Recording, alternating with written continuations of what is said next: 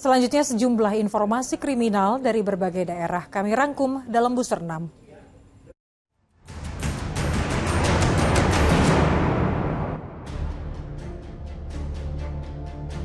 Seorang pria tanpa identitas ditemukan tewas di pinggir jalan bypass Soekarno-Hatta, Campang Raya, Sukabumi, Bandar Lampung, Kamis dini hari.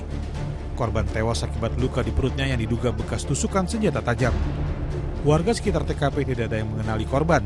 Diduga korban dibunuh di tempat lain dan mayatnya dibuang di pinggir jalan. Tim Inafis dan Satuan Reskrim Polresta Bandar Lampung yang melakukan olah TKP menyita barang bukti karung berisi barang rongsokan yang diduga milik korban. Seorang ibu rumah tangga di Tasikmalaya, Jawa Barat mengaku menjadi korban perampokan Kamis siang.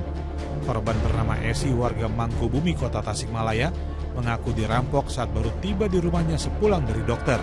Perampokan bermula saat korban yang berada di dapur rumah mendengar suara salam dan menyebut kiriman paket. Karena korban tak merasa memesan barang, korban sempat keluar dan masuk kembali ke dalam rumah. Saat akan masuk ke dalam rumah itulah pelaku tiba-tiba merangsek masuk dan membekap korban. Setelah menguasai korban, pelaku langsung menggasak ponsel dan perhiasan korban. Kasus perampokan ini kini tengah diselidiki aparat Polsek Mangkubumi. Komplotan pencuri spesialis minimarket di Batang, Jawa Tengah Kamis siang diringkus polisi. Dalam rekaman CCTV minimarket, para pelaku dengan leluasa mengambil sejumlah barang yang mudah dijual berupa rokok dan kosmetik. Berbekal rekaman CCTV itulah, aparat Polres Batang meringkus 3 tersangka, yakni RA, PA, dan AS, yang merupakan warga desa Madu Gowong Jati, Kecamatan Gringsing, Kabupaten Batang.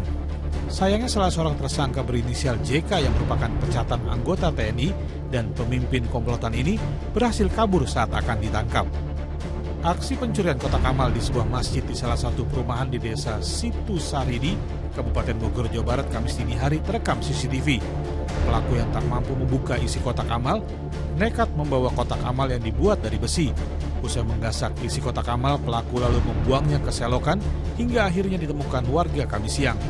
Salah seorang pengurus masjid mengaku sempat berbincang dengan pelaku yang saat itu masuk ke dalam masjid dengan alasan berteduh. Pihak masjid belum mengetahui jumlah uang yang ada di dalam kotak amal yang dicuri karena kotak amal itu baru dibuka setiap hari Jumat. Modus minta sumbangan, seorang pria gasak 2 unit ponsel dari rumah warga di permukiman padat di Jalan Langgar, Lubang Buaya, Cipayung, Jakarta Timur. Dari rekaman CCTV, pelaku yang mengenakan baju koko beserta peci dan masker keluar dari halaman rumah usai menggasak 2 unit ponsel.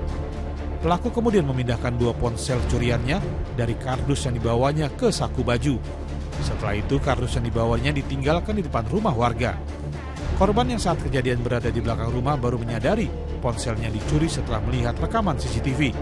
Diduga pelaku berjumlah lebih dari 1 orang dan menyebar ke sejumlah lokasi dengan modus serupa.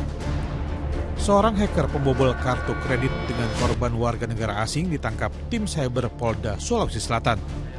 Tersangka Bambang Setiawan ditangkap di rumahnya di Jalan Batua, Kecamatan Panakukang, Kota Makassar, Sulawesi Selatan.